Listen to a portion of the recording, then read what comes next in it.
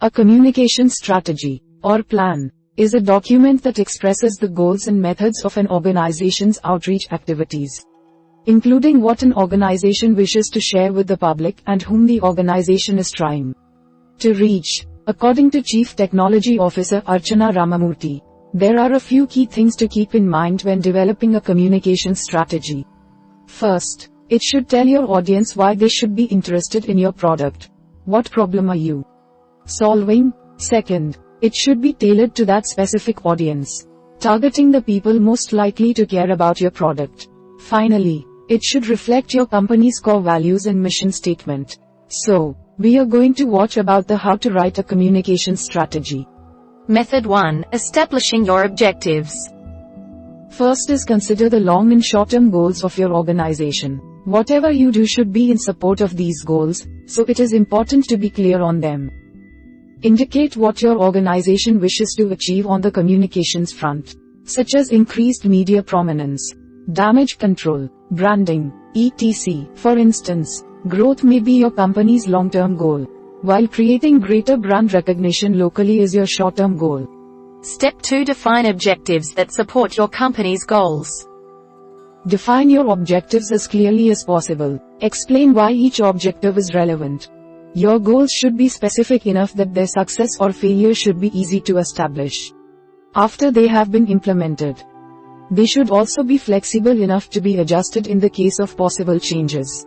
If your company is aiming to grow by means of establishing greater brand recognition locally, your communication strategy may be, create brand recognition in those local communities that are less familiar with our product, in order to attract more vendors within those neighborhoods.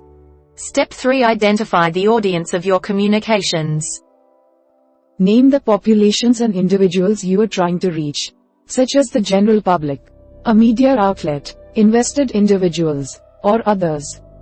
Remember to consider all the stakeholders in your organization. List your audience. Of those listed, who is it most important to reach? Rank your list. For instance, while it usually makes sense to get more media exposure, there are times when it's even more important to communicate with key stakeholders.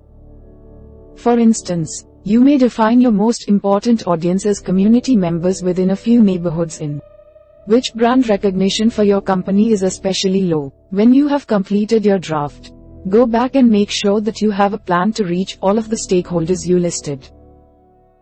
Finally, translate your communications objectives into actions. Describe the activities you will undertake to achieve your objectives. It isn't helpful to present goals alone. Lay out the work you will do to achieve them. Explain what you will do for media outreach, public relations, and customer care. If you are trying to drum up local recognition of your brand, for instance, your actions may be something like, take out ads in local papers, or sponsor community soccer leagues. Method 2. Delivering your message.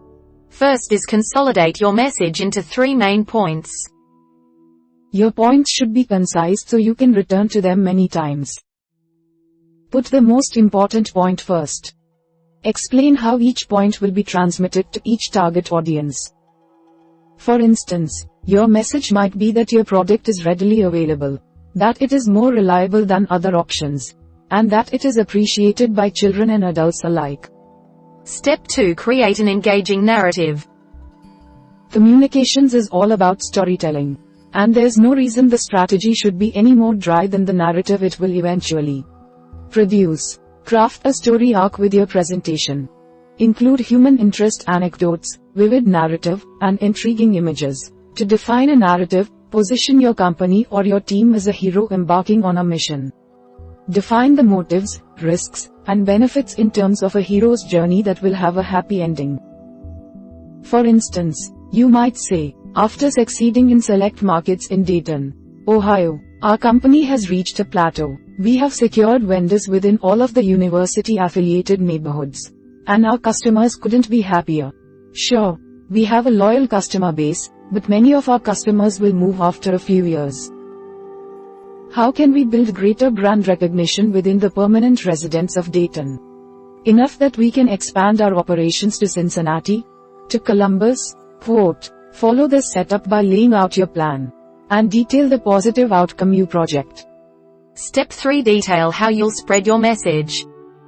Describe the forms that your messages will take and how they will be disseminated, including details about mailings, social media platforms, media destinations, etc.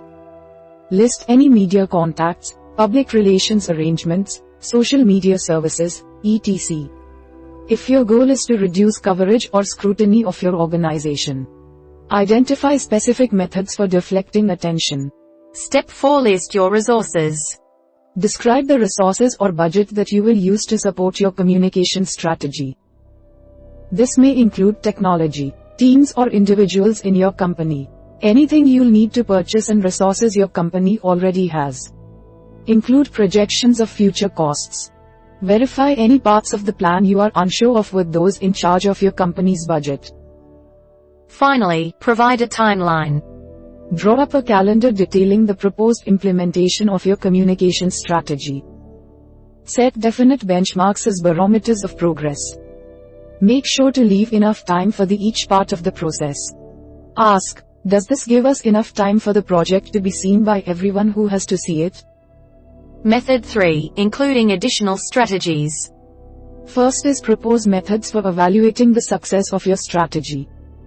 Include information about any surveys you hope to conduct, results you hope to see at certain dates, responses you wish to receive from individuals or media organizations, etc.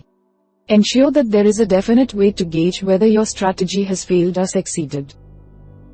Identify ways in which your strategy can be adapted to changing conditions and how you will respond to feedback from within and from outside the organization. Step 2. Prepare for crisis. Include a crisis communications plan within your communications plan. Explain what will you do if this strategy goes wrong.